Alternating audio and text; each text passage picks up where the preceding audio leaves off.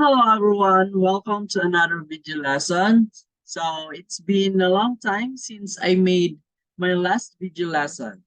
Right now, since the new school year has started already, of course we will be having a video lessons again in mathematics. And we will start with the topic or the first topic, which is the polynomial. Alright, so actually this is just an introduction to polynomials. So when we see polynomial, it is made up of two terms, namely poly, which means many, and nominal, which means terms. Again, polynomial is made up of two terms. That the two terms are poly and nominal. Poly means many, and nominal means terms. So a polynomial is defined as an expression which is composed of variables, constants, and exponents that are combined using the mathematical operations such as addition, subtraction, multiplication, and division. But take note, no division operation by a variable. So later on, we will discuss about that. So on why there is no division operation by a variable. Now, so here's the parts of a polynomial. So, yung nakikita nyong 5 and 2 na kulay purple, that is the coefficient. So, ang tatandaan nyo lang, yung number na may katabing letter, that is the coefficient. Okay? So, and then, yung katabi naman ng number which is the letter, yung x and y, ang tawag sa kanya ay variables. Okay? Again, number na may katabing letter, coefficient. Letter na may katabing number, variable. Alright? And then yung number naman na nakikita natin sa taas ng variable, which is yung 2 na kulay blue, okay? That is what we call the exponent. Okay, yung number na nasa taas ng isang letter or variable, ang tawag sa kanya ay exponent. Okay? And yung number naman na walang katabing letter or variable, ang tawag sa kanya is constant. Okay? Again, number na may katabing letter, coefficient. Letter na may katabing number, variable. And number na nasa taas ng letter, tawag sa kanya ay exponent. And yung number na walang katabing letter or variable, ang tawag sa kanya ay constant. And also, syempre, hindi mabubuo ang isang polynomial if wala siyang operator, which is the plus and minus sign. Okay, ang tawag sa kanya is plus and minus sign. So that is very basic because we already know what are the operation, okay, or mathematics operation. Okay, so that is plus and minus sign. Now, here are the example of constants, variables, and exponents. Yung constant, an example of that is kahit anong number ang pwede nating gamitin basta wala siyang katabing variable. Okay? Matatawag nating constant ang isang constant kapag wala siyang katabing variable or wala siyang kasamang kahit ano. You can use any of numbers, it's either positive or negative, basta wala siyang kasamang variable. And also the variables, you can use any letter from the English alphabet to represent as variable. Okay?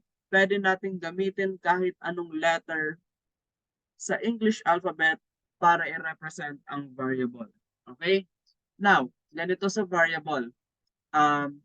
Most commonly ang ginagamit sa kanila sa variables is A, B, C, and also X, Y, and Z. Yan yung medyo, pinaka-common na ginagamit sa variable. Okay? Now, ang gagawin natin kapag gumagamit tayo ng variable, kailangan magkakasunod yung ginagamit nating letter. Hindi pwedeng gamitin mo as variable si A, tapos gagamit ka ng ibang letter na M, and yung sunod naman is X. Okay, sa isang expression. Okay, lalo na sa polynomial, you can only use one letter or two or more letter basta magkakasunod lang siya. Okay po? A, B, C, ganon. X, Y, Z, L, M, N, ganon. Basta magkakasunod lang siya. P, Q, R, alright? Again, for the variables, when you are writing an expression of a polynomial, kailangan magkakasunod yung letter sa alphabet. Okay, for exponent naman, you can use any number from the integers, basta kapag pinag-uusapan ay polynomial, bawal ang negative sign. Okay? Bawal ang negative sign sa polynomial pag exponent yung gagawin natin. Okay? Bawal ang exponent sa polynomial. Bawal ang negative exponent sa polynomial. Now, an algebraic expression that is a sum of terms where each term contains variables whose exponent are non-negative integers. That's what I am talking about. Now, ito yung mga examples ng polynomials. 5x plus 5, 2x squared, plus 4x minus 5, and also 5xy squared z. Now, let's tell whether each expression is a polynomial or not. First one is x raised to 1/2. Okay, x raised to 1/2 will be considered as not a polynomial because a polynomial must not have a fractional exponent. Okay, again, a polynomial must not have a fractional exponent. Next, 4a over b.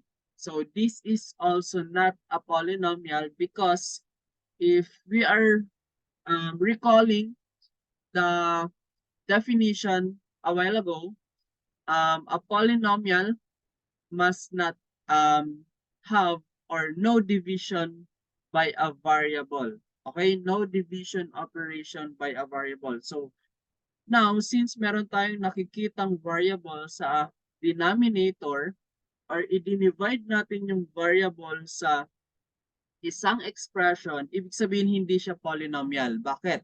Kapag nilipat natin si letter B or si denominator sa taas, sa numerator, or kapag transpose natin siya, magiging negative yung exponent niya.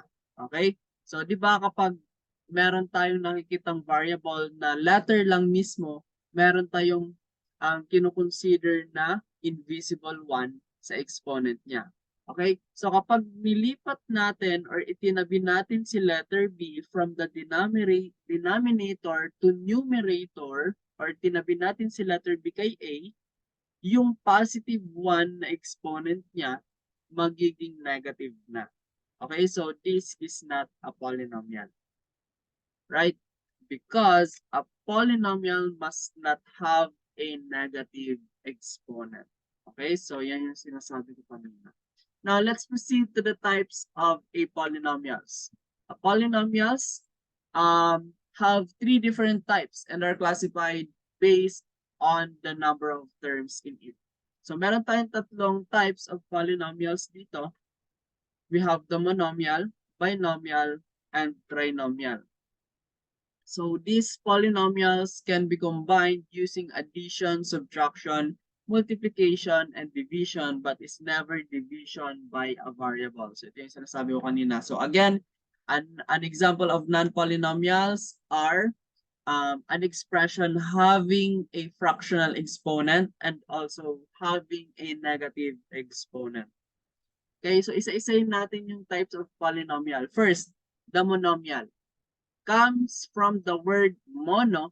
Ibig sabihin, ang monomial must not, or it contains only one term. Okay? This is an expression which contains only one term. So, para maging monomial siya, dapat single term lang siya. And wala siyang non-zero or wala siyang zero term. So, a few examples of monomials are 2x squared, 4x, negative 5, and negative 3xy. Okay, so ibig sabihin isang term lang siya. We have 2x squared, only one term, 4x, negative 5, constant, so one term lang din siya. Negative 3xy, this is also a monomial kasi wala tayong nakikitang operation sa gitna ng kada variable or each term. Okay, so we have only one term here. So that is monomial. Next, binomial. Pag sinabi naman nating binomial, it contains exactly two terms. So a binomial can be considered as a sum or difference between two or more monomials. Okay, so pwede nating gamitin si plus or minus sign para maging dalawa ang term, kada term. Okay? Mahahati natin sa dalawa ang dalawang term kapag gumamit tayo ng plus or minus sign. So we have here 5x plus 5, negative 3y squared plus 7, and also xy squared plus xy. So again, para ma-consider nating binomial, dalawang term yung nakikita natin and also isang operation lang yung nakikita natin. Isang operation na humahati or hinahati yung dalawang term. Okay? Monomial, no operation, wala kayong makikitang plus or minus sign. Yes, may makikita kayong negative sign pero dapat nandun siya sa bago yung number. Okay, negative 3, negative 5. Okay po. So that is negative sign. Okay. Now, kapag binomial naman, meron kayong nakikitang dalawang monomial na nahahati ng isang operator. Okay po. It's either plus or minus sign. Next, we have the trinomial. Pag sinabi nating trinomial comes from the word tri, it composed of exactly three terms. Okay? Now, halos same lang. Madali lang natin siyang ma-identify kung ito ba ay monomial, binomial, or trinomial. Bakit? Kasi sa trinomial, ang nakikita na natin is meron tayong tatlong monomial na nakikita and meron tayong dalawang operator na nakikita na humahati sa tatlong monomial. Okay po. Again, meron tayong nakikitang tatlong monomial and that will be considered as three terms and also meron tayong dalawang nakikitang operator.